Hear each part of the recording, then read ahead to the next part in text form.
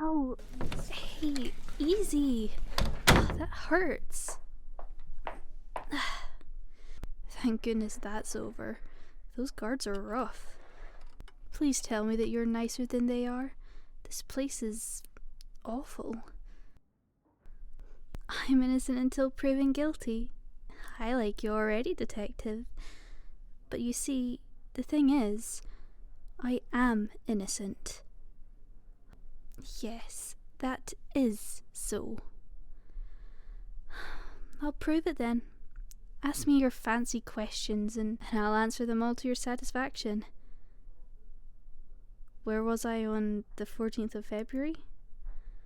Come on now, detective. Surely that's a trick question. It was Valentine's Day. I was gathering roses for my beloved.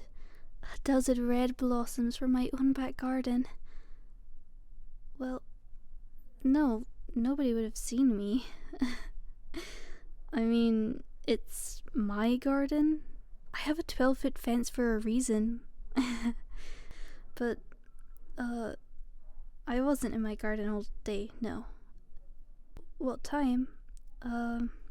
It'll have been about 11 o'clock, I'd say. Yes, 11 for sure. Because Mr. McCarthy always walks his dog at 10:30. And it gets to my fence by 11 and barks like mad at the cat across the road. Oh, it's a chunky little dachshund that wiggles when he walks. Oh, I've seen it while I was out and about. I'm not going on a tangent, detective. I'm just trying to be helpful. Anyway, I had just finished gathering my roses when I heard McCarthy's dog barking up a storm. This was odd to me because Mrs. Winter, the lady across the road, takes her cat to be groomed on Tuesdays, so it wasn't home and neither was she. I put down my secateurs. Oh, they're like giant scissors, I suppose. Two large sharp blades which can be held together by the handles and used to cut things. Oh, come on, detective. They're for the hedges. If I killed someone with them, would I really make you aware of the murder weapon? As I said, I put them down before going to investigate. Once I left my house, I went into my front garden to see what was happening. McCarthy's dog was gone, and he was nowhere to be seen. So I dismissed it as dogs being dogs and began creating my Valentine's display on the concrete paving. I laid down roses in a heart-shaped formation. There must have been about 50 perfect stems. No, it is relevant, detective. Because when I stepped back to see my project from afar, I noticed Miss Bradley stuck in the bushes of my front garden, like an empty beer can. Well, I figured she must have come home from a night on the town, blind drunk, and fainted there. She'd proper fallen, though, stunk of alcohol, and I bet that irritated McCarthy's dog's sensitive nose, hence the crazy barking, of course. But since she was on the other side of my bushes, only I could see her. She looked a right mess in that skimpy red dress she had on.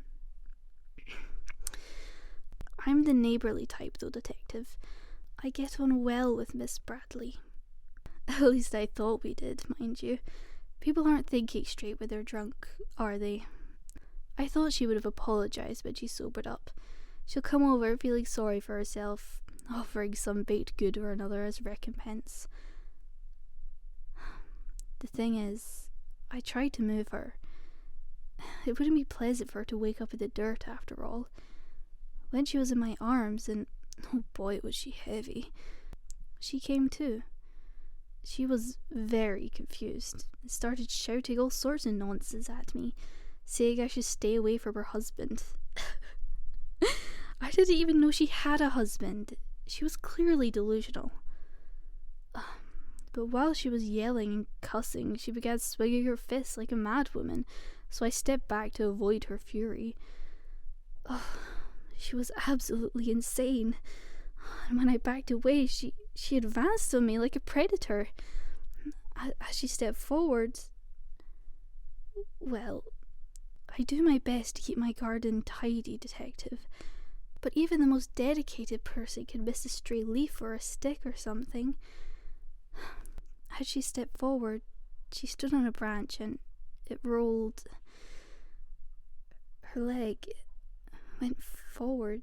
She went backwards and her head hit the concrete, right in the center of my Valentine's Day display.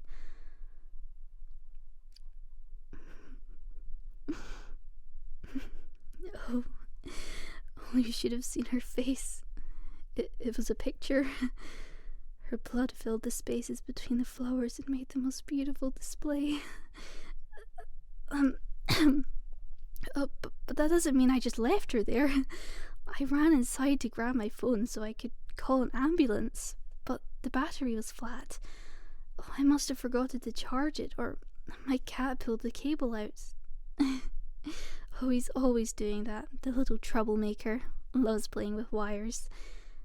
Anyway, I raced to the kitchen instead, and I got my first aid kit.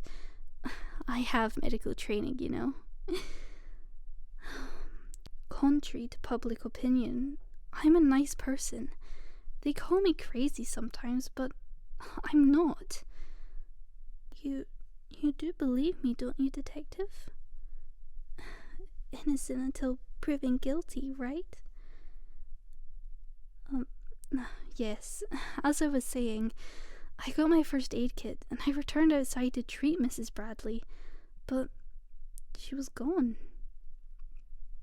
I locked up my house and went to hers to see if she'd managed to stumble back there, but there was no answer when I knocked on the door. When I got back, there was a barrage of police cars outside of my home. As you well know, of course. Miss Winter had gotten home from her cat grooming session, seen what looked like a psychotic shrine in front of my garden, and called the police on me. I know how it looks. No doubt they've gotten the results back from the lab by now. It is Mrs. Bradley's blood.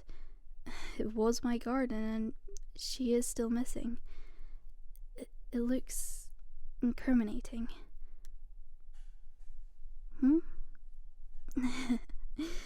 No, I haven't done this before.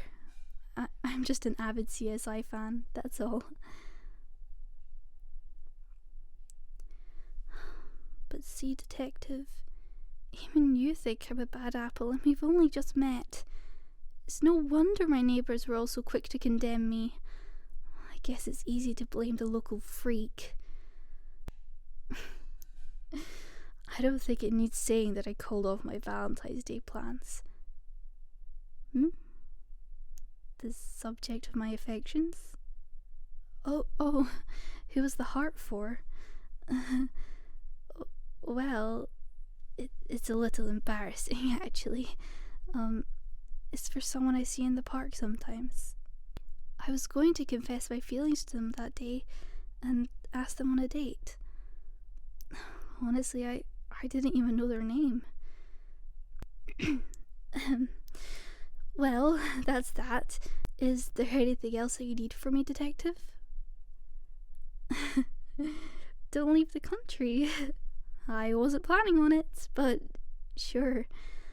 I really hope she turns up soon. She was such a lovely woman. It's a shame not to see her at the book club. This really is just all a misunderstanding. Keep digging, Detective.